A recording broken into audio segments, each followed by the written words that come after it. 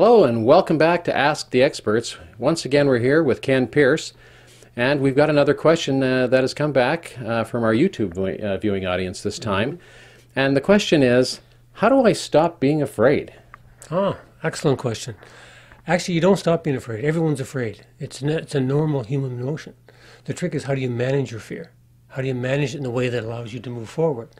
So, in a sense, it's the simple answer is you broaden your perception. So, if I have a client who's afraid, the first thing I ask them is, okay, I understand the fear, I understand the pain of the fear, but there's a law of symmetry which says that for every bad, there's an equal good.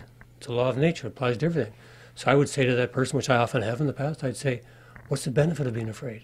How does it serve you? How does it enable you to be who you are, doing what you do, having what you have? And I help them analyze that and find that information and put it out there.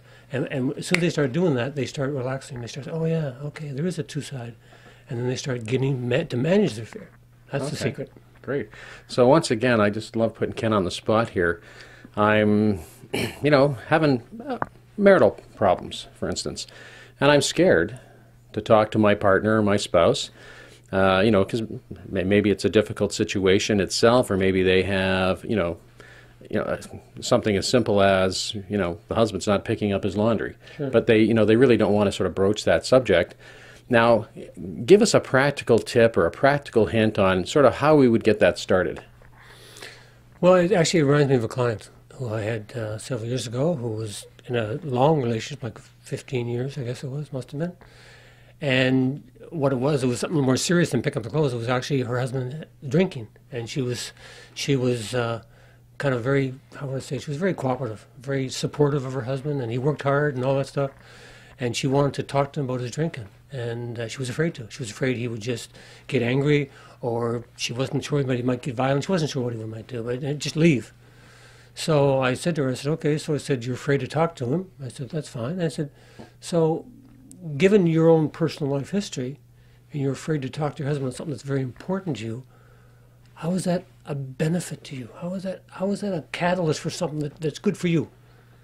And she went, oh. It was like she went, I'm starting to stand up for myself. I'm starting to be more assertive. I said, is that useful for you? She said, very. She says, we have all other issues that I need to talk to him about too.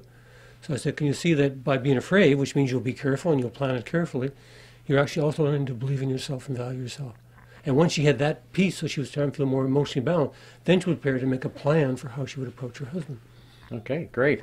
Well, once again, another very sort of practical tip to look at is, maybe start asking yourself some questions in terms of, how this fear is maybe helping you and or, changing your life in some way in order to help you actually address the situation. So thanks very much once again, Ken. We'll hope to see you back again. My pleasure.